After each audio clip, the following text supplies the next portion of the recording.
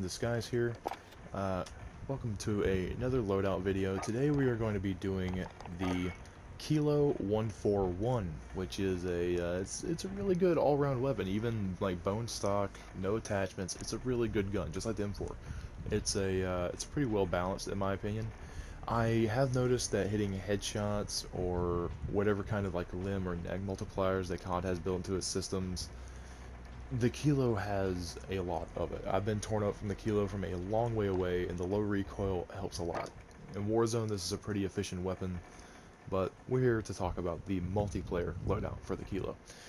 I talked about in my previous M13 video about whenever there's a gun with lower damage, or just overall, I've noticed, even if it has high damage, you're going to have to sacrifice a tiny bit of mobility, if depending on the attachments, but you always want to keep up the bullet velocity. Now, if you're going to up your bullet velocity, there are a couple of weapons that have ammunition types to up the bullet velocity, or bullet speed, but barrels all around, I think for every weapon, increase bullet velocity, except for maybe like a select few, like the MP5 only has one barrel that increases bullet velocity, which is a little weird. But for the Kilo 141, we're going to be using the 19.8 Prowler barrel, the longest barrel. Now, that takes a big hit, a nice little chunk of mobility, but it increases accuracy, range, and control overall with the recoil, the bullet velocity, and the damage range going up. Now, we're going to use this for Warzone. You're going to be using the monolithic suppressor, nice smooth monolithic suppressor, but you know, this is multiplayer. So we're going to be using the tactical suppressor, and we're going to put that nice little ugly beachcomber tactical suppressor on there, because why not? For the next attachment, Commando foregrip. Commando foregrip seems to be a pretty all-around underbarrel, in my opinion. Like, I've tried the Merc foregrip, which is good for, like, you know, sliding around a mess, and that's always good. This gun needs to be buffed, and the tactical foregrip is pretty broken itself, if I'm being honest.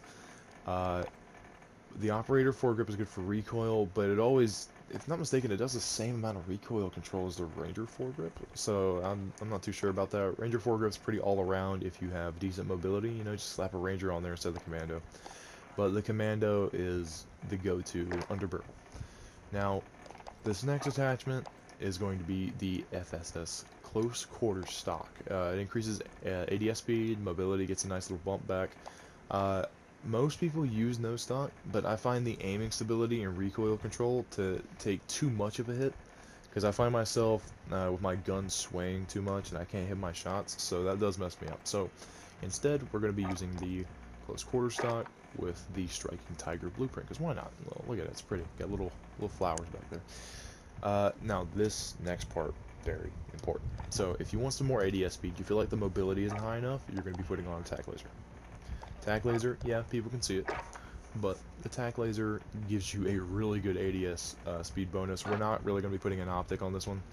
The Kilo optic is actually, or the Kilo iron sights are really good by themselves, so we're not going to worry about that.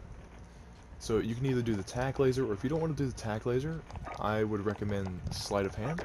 I find myself in a lot of situations when using this gun where, because of the 30 round mag, which is something I'm going to get to here in a second, whenever that runs out, because it runs out pretty fast whenever you're unloading on people, you know, you got to peek around the corner, mount up, and just kind of blaze through the whole mag. You want to step back around that corner, get a quick reload, and before the enemy can catch their breath, you're going to peek right back around and just nail them down before they expect it. Because a lot of people, there's a lot of people in this game, especially the higher level you get and the better your KD gets, you realize that there are people that are listening for reload sounds, which, yeah, that's pretty annoying, but they'll push as soon as they hear you reload. You can actually bait people with that by animation canceling, but whenever I get into making full-out, like, map exploration videos and that kind of stuff, you'll see.